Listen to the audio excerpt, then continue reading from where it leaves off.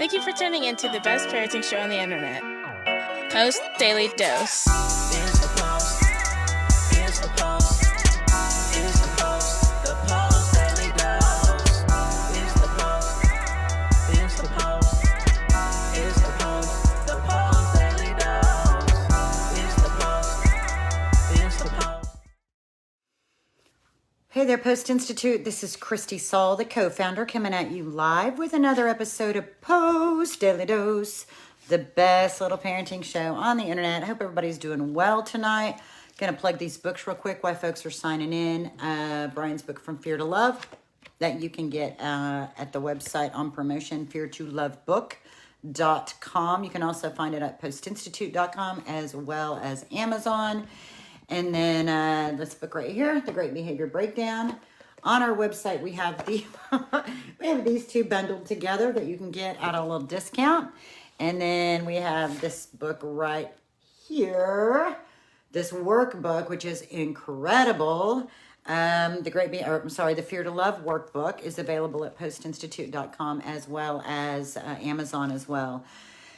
So, my topic tonight actually stems from last night's Post Daily Dose.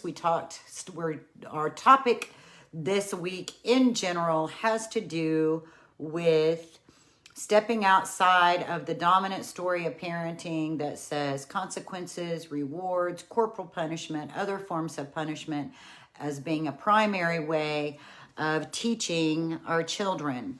And how do we teach if we're not using consequences and rewards and punishment? So this topic is hey, Carrie, glad you could be here during the live.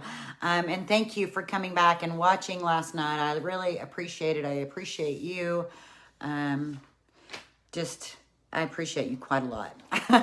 So, the topic that we're going to talk about tonight actually came out of one of the comments that was made related to last night's Post Daily Dose. And I did respond in the comments, but I just felt like it was a really good topic for us to address. And so the topic is about violence, our children being physically violent, physically aggressive out of nowhere.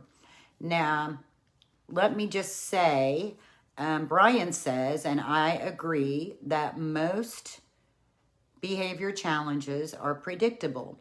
So most of the time, behavior challenges are predictable.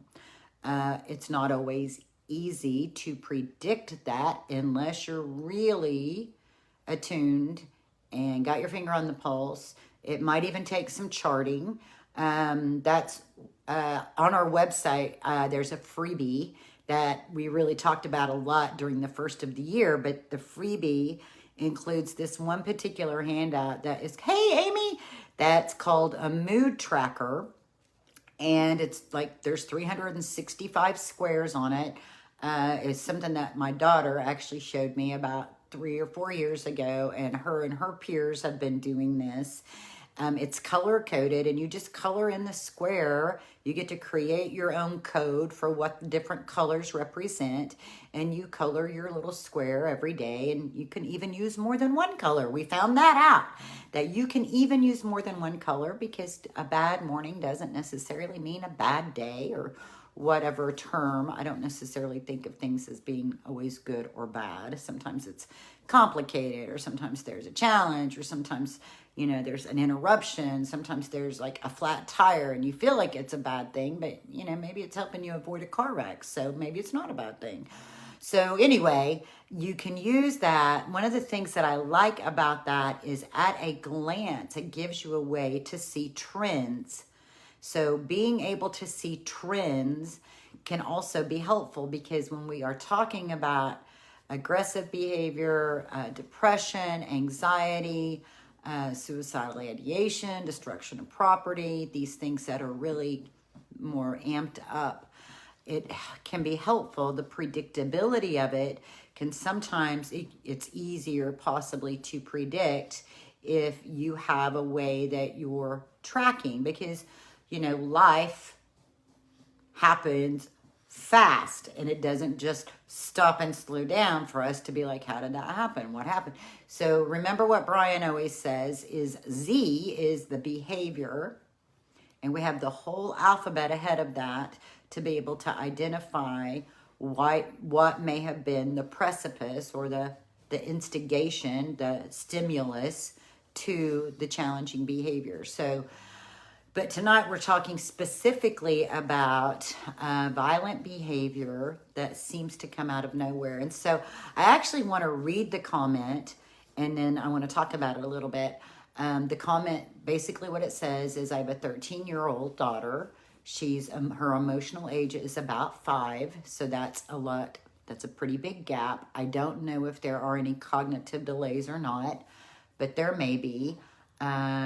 She's been with this family for about 4.5 years, so that means that there have been,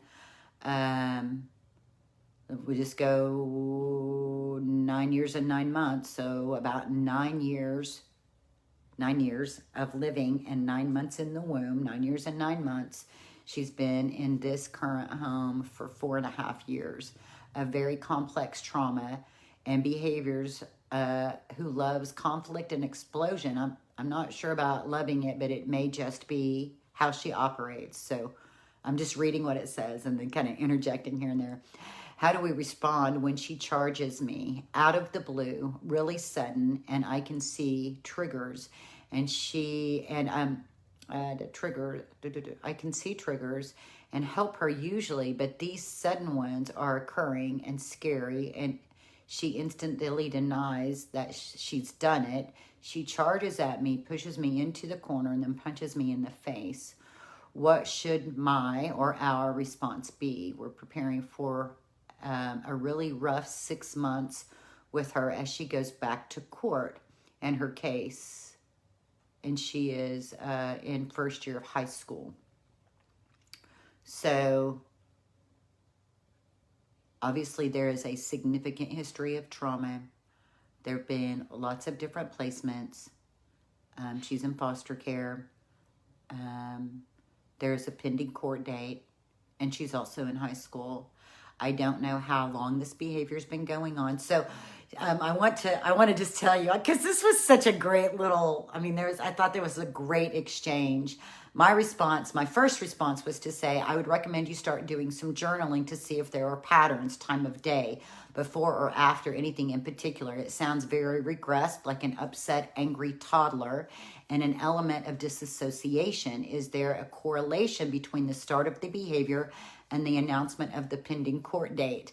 So that was what I wrote. And then a follower also replied and said, journaling, this poor woman needs real help. And I couldn't agree more. I couldn't agree more with that statement. When you're in the throes of it, and somebody says journaling, I don't mean like necessarily journaling in terms of like writing your whole memoirs. I mean like journaling, almost like charting. Like we have to be able to find out. There's so much going on, to be able to see if we can put our finger on the pulse of what it is that might be the predictability piece of it. Like, is it the time of day? Are we talking about a traumaversary? Is she having an internal experience? So this is a piece that Brian recently taught on. Recently, like in the last couple of years. And it was the first time I ever heard him say it. And man, it was so powerful. When you come from places of trauma and deprivation to the point that even having a need can become a trigger, because if you have a need and you need to ask someone for help or express your need, and in the past you've been severely punished, severely abused, you learn not to even ask, and so you have a need come up, and it can be the trigger. The internal process of simply having a need can be enough to drive this level of behavior. So it looks like it's coming out of nowhere, but for the internal process of this child, there may be something that it is directly connected to. And so that when I say journaling, I'm talking more about like, let's see if we can do some charting on this to see if there are any connections. There was a young lady, when my experience with this, I've had a few families I've done coaching with who've had similar sorts of behaviors. And if you read the first part of this book right here, it talks about in the trenches. This part of this book tells a very significant story for our family. And there was a young lady in our care. And if you didn't know all the ways that trauma affects a person, and the young lady who was in our care, in our home privately, she was out of foster care. She was 19. She aged out. Well, she signed herself out of care at 18. Had a home. That didn't work out. She was then homeless. And so then then we brought her to our family. She stayed in our home for a while, and then we found her a place to live and got her connected with Social Security and support services. But if you, in the moments that things would happen, you might think it came out of nowhere. Even I might think it came out of nowhere, because it did. Like, there was no warning. There was no agitation beforehand that kind of let you know that she would just be really quiet. She was always really quiet. And then there would be what seemed like these big explosions. And in this situation, it was very much, she had internal needs and had such a history of being institutionalized and being in care that she did not feel that she had permission to even ask for simple needs to be met. So there she is with a need, right? I mean, when I just think about it, when I think about what that might feel like for a person, like I have little things in my life where I can relate to it, like the little things, like being taught not to ask to stop to get a pop on the way because you just don't ask.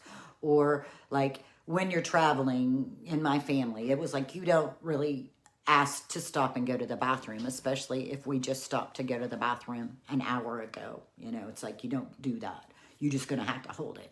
So I have a little bit of so like I have that experience of being told I can't ask for my need to be met. But what I don't have to go along with that is a history of abuse, a hypersensitive amygdala, and tons of fear and fight, flight, and freeze. And so that process where there is a need, experiencing a need, and then I have to, I can't even ask. And so the internal stress and then the combustion, I can imagine that could be part of what's going on. That could be the root of what's going on.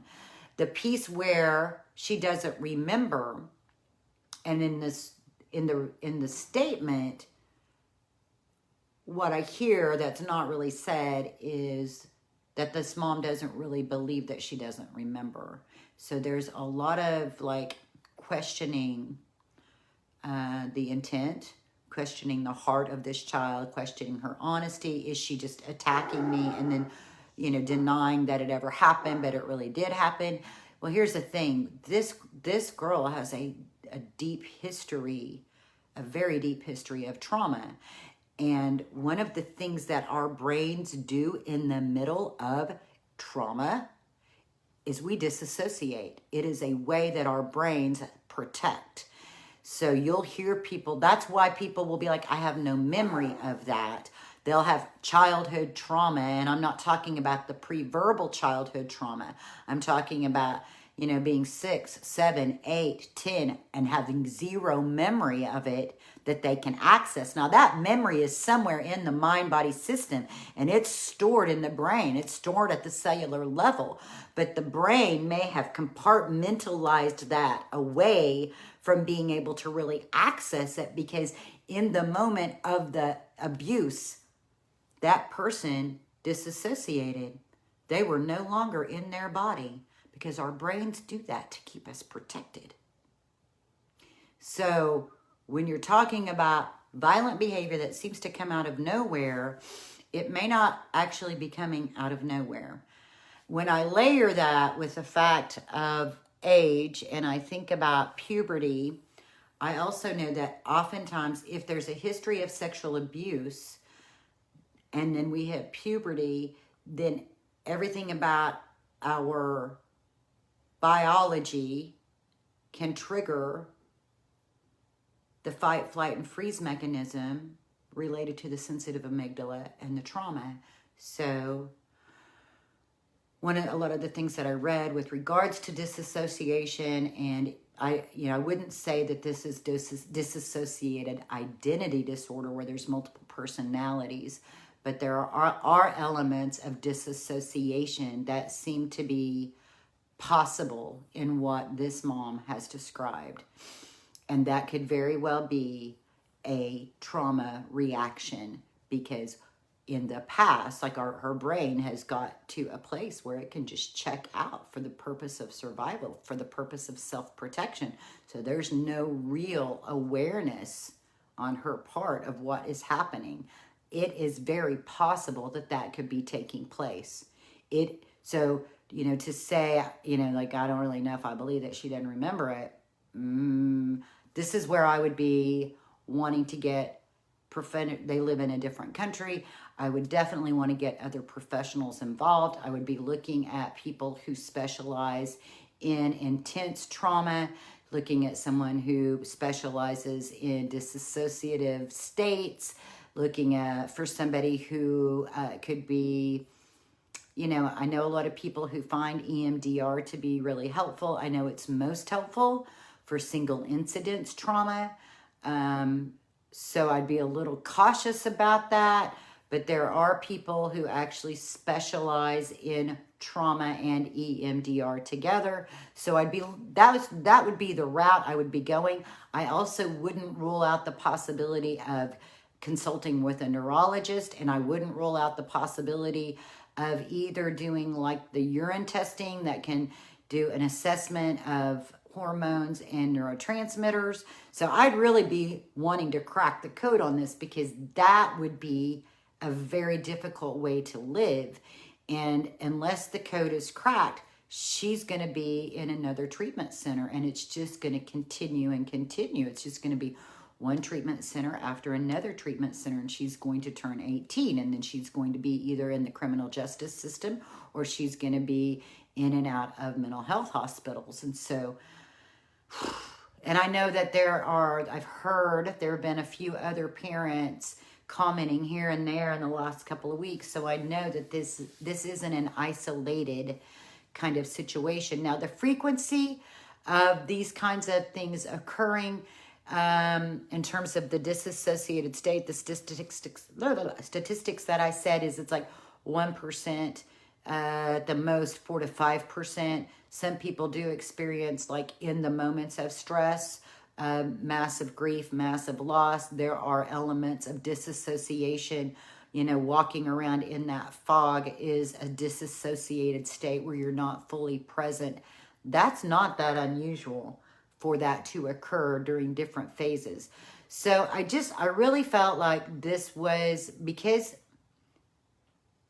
in this world that we live in of parenting children who come from tough places, parenting children who have experienced not like extreme trauma, that would be, we want to talk about that here. We want to talk about that with you all, because there's not going to be very many people who are out there talking about this. So we want to be the place that talks about the things that not just everybody's going to talk about. And so this is real, and it really occurs.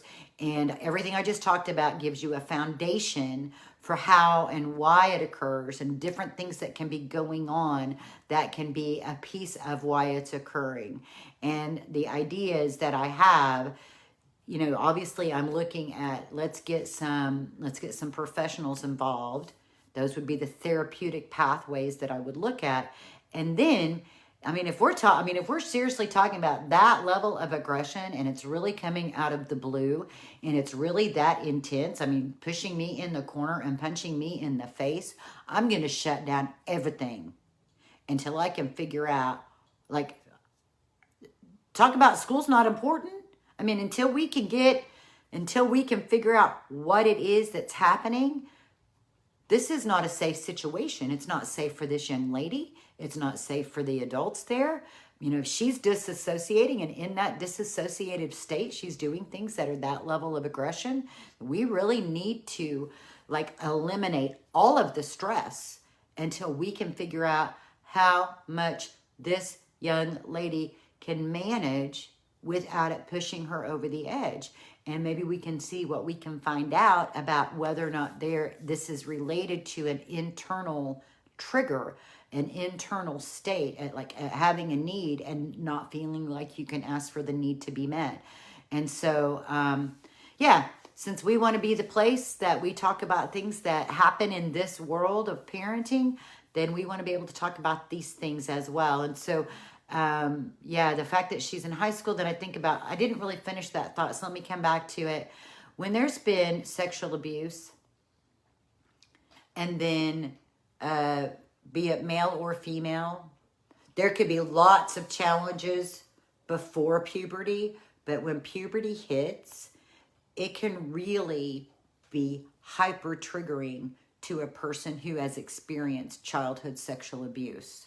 So I know we've talked about that in other, so, you know, you start layering, you have the hormones that we all have and the experiences that everybody has in terms of starting their period, getting puberty care, having breasts, all the things that young men go through. And then when you layer that natural biological process onto massive trauma, it can really be a trigger, and it can, so, and then also, you know, our emotions and our hormones, like, whoo, right? And so it's a big bundle. It's multi-layered. That's when it's multi-layered, it's not like there's just going to be like an easy solution. So the intervention to this, especially if we're talking about disassociation, we're talking about emotional regression, very possibly cognitive delays, and then we have this out of the blue aggression. This isn't something I would be punishing. I don't know that this young lady has any control over any of it. So I would start with the assumption that she doesn't and begin to work from there to help figure out what it is that's going on. And in the meantime, as a parent, I'm just going to do everything that I can to create as little stress and as much connection as I possibly can. So I hope there's something in that that's helpful. I know this message is probably unique to a very unique niche of children and families, but I also know that it's prevalent enough that we need to be able to talk about it. So again, this week we're focusing on what do we do to address behavior challenges if we're not using consequences, rewards, corporal punishment, timeout, grounding, things of that nature. And so this is speaking to that specific sort of situation where things become really violent, seemingly out of the blue. So, if you've not already done so today, push pause on everything. Take some deep breaths. Get yourself grounded. Get yourself calm.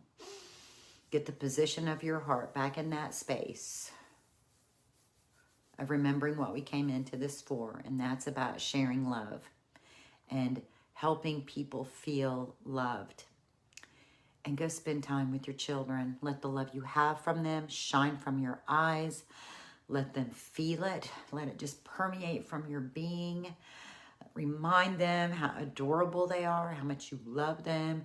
Find at least one or two unique qualities that you can speak to, even if it's been the crappiest day ever. Something you can come back to. Like for me and my son, no matter how crazy things would get and how often, like, what kind of behavior, what the heck are you doing?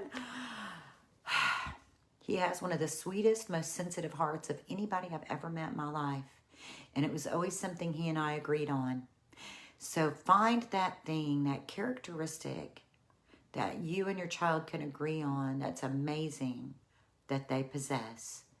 And pour love into them. That's where all the good things grow from.